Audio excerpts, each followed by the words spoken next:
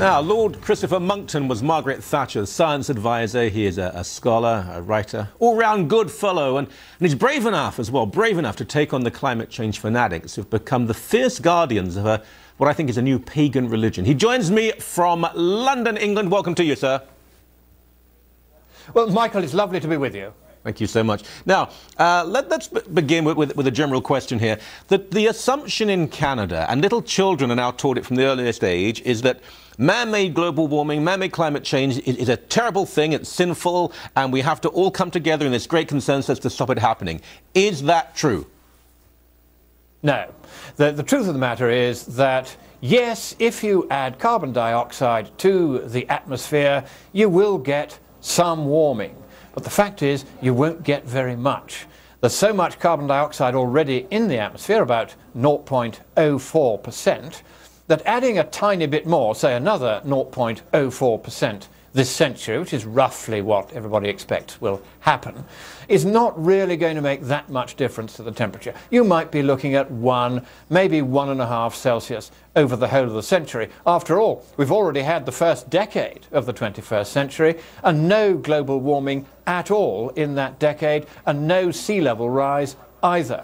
All the scare stories are not happening.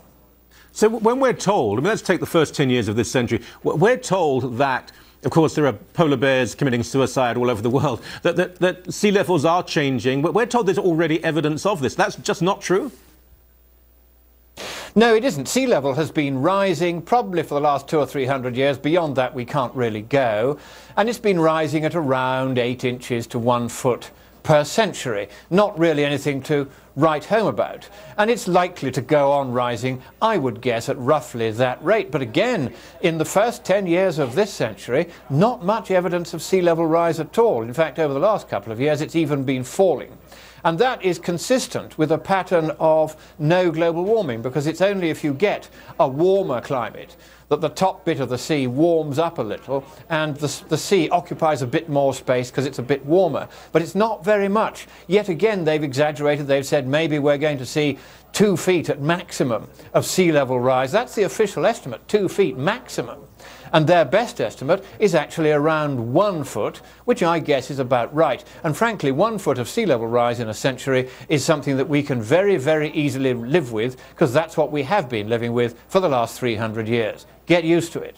So human activity has no major meaningful influence on changes in climate and changes to the environment? I think that's very well and carefully put. Yes, we're having some impact, but no, we're not having very much impact. Yes, we will expect to see maybe a Celsius degree of warming, maybe 1.5. We will see a little bit of ice melting in the Arctic, but it probably won't even go back to where it was in 1922, when the US Meteorological Service reported with huge alarm that there was an absence of ice where there had always been ice before. Millions of square miles of it had disappeared. This was a sign of global warming. That was 1922. These changes backwards and forwards in sea ice and polar bear populations, they happen all the time. Polar bears, in fact, are now 5 times more numerous than they were in the 1940s. Hardly, as you may think, the profile of a species in imminent threat of extinction. But if you're right, you're not alone in this. I mean, there are other people who support you, but of course you're in, I suppose, a minority within establishment circles. But if what you're saying is true, that means that all sorts of people are either maliciously or by ignorance telling public lies. I'm afraid that is the truth. We know that there's a surprisingly small band of bad scientists, I could name them, but I won't, who are driving this scare, who are working together. If you want to know who they are, just look up the ClimateGate emails. They're available online. These were emails that, between climate scientists, that became available to the public for the first time in December 2009. And they reveal a scientific community, a small part of it anyway, that has become corrupt, that is making literally millions of dollars a year each by peddling this nonsense, because politicians want to gain greater control over our lives, and they therefore find this story of how it's all our fault that the world is warming. They find this very alluring because it gives them more power, more opportunities to raise taxes. Fact is, though, that there isn't very much of a climate problem, and even if there was, it is an order of magnitude, in other words, about 10 times cheaper simply to adapt to it if and when and where and only to the extent that we have to, rather than to try to spend any money at all now trying to make it go away, because that would be about as useful as King Canute trying to stop sea level rise, and he didn't succeed, and no more will we.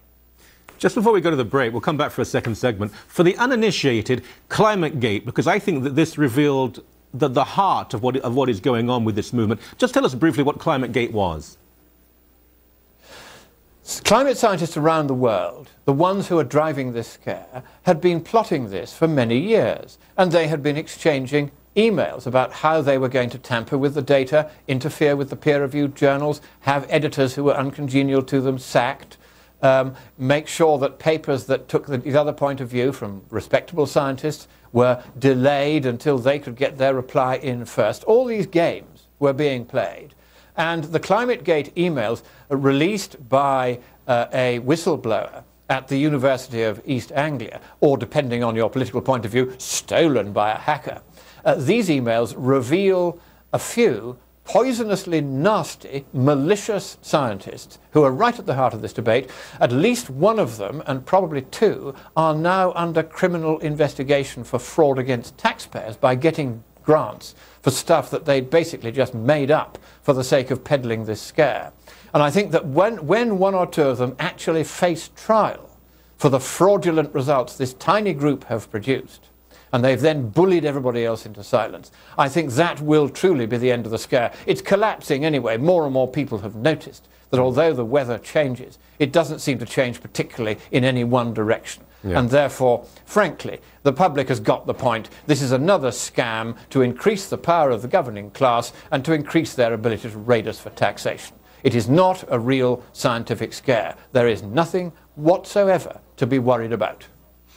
It's a good place to break. Stay with us, one more segment. People need to hear this. Back in a few moments.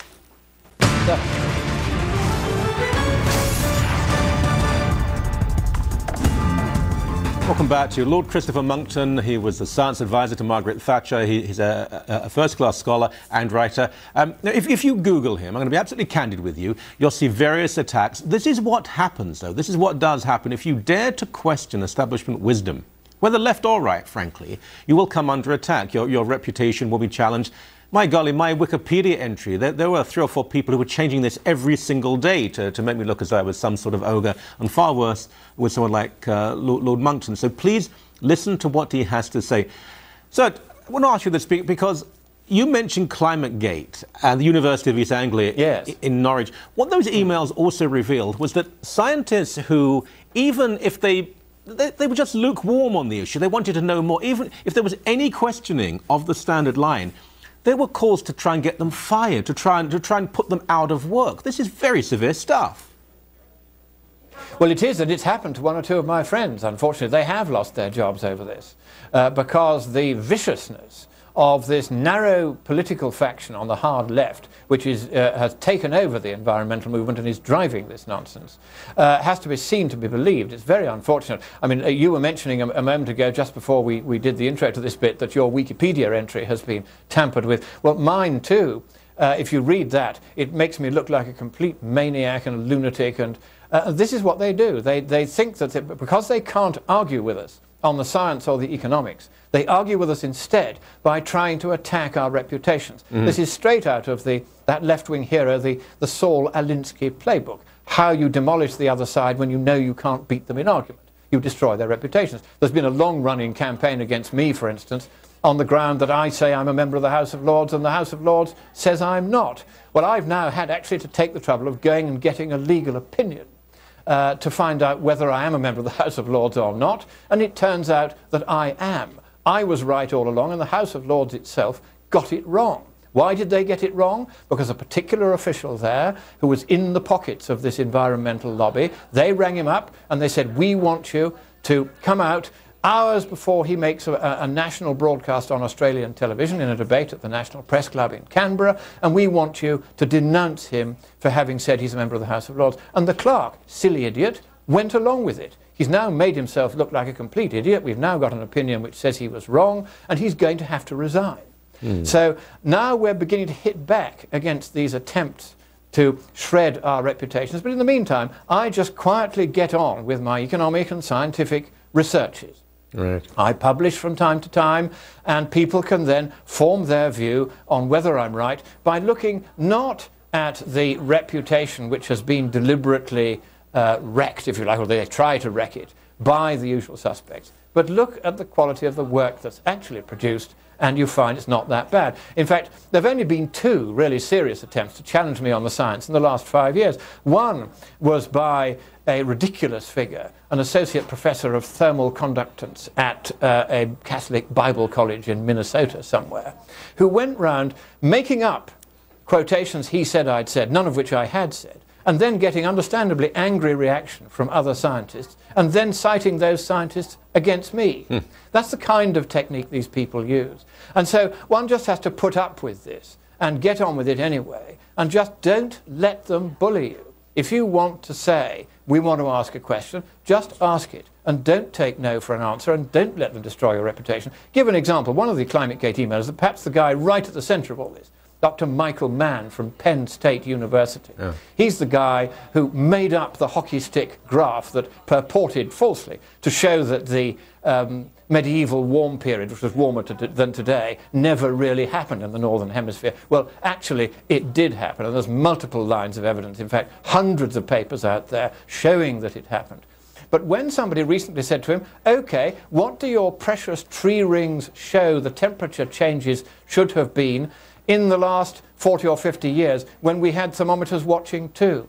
And he absolutely refuses to produce that data, because there is no correlation at all between the tree ring data, which actually show global cooling over the last 40 years, and the thermometers, which show global warming. That means that tree ring data, on which this entire attempt to abolish the medieval warm period are based, are an unreliable way of trying to assess what the temperature was in the period before we had thermometers. That's the kind of trouble they get into when they try to attack us on the science. We start asking a few questions back, and they can't and won't answer them.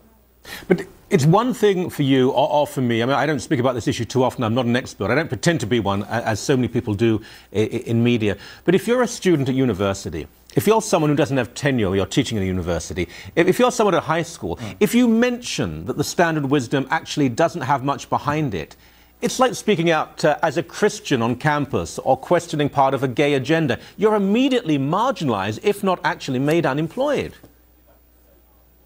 Well, this has happened recently to a friend of mine in Australia who's a student studying a climate course at a university down there, or New Zealand actually it is, and she wrote to me the other day saying, look, here's the paper I'm writing, and can you have a look through it? I looked through it and suggested a couple of things to her. She sent it in and got an incredibly bad mark for what was a perfectly respectable paper, because she had taken a line which the lecturer disagreed with. She had taken a line saying, actually, it may be that we haven't got the same problem that some people are saying we have.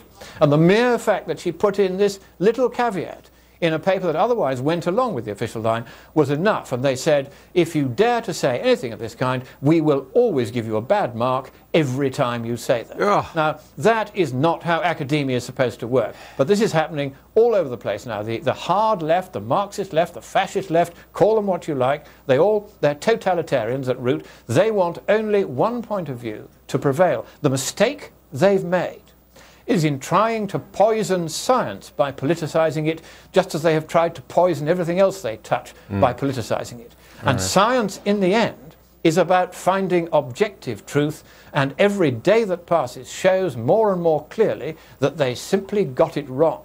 And that is going, and you heard it here first, that is going to be the end of the left. Nobody will ever again believe them, as it becomes more and more apparent inexorably over the next 30 years, that this fictitious storyline they've made up about global warming was never true, and more importantly, that they knew that it was never true, but they wished to cow us and subject us to overtaxation and overregulation. I have to stop you now because we're going to lose the satellite, but you did hear it here first. You'll come back on the show?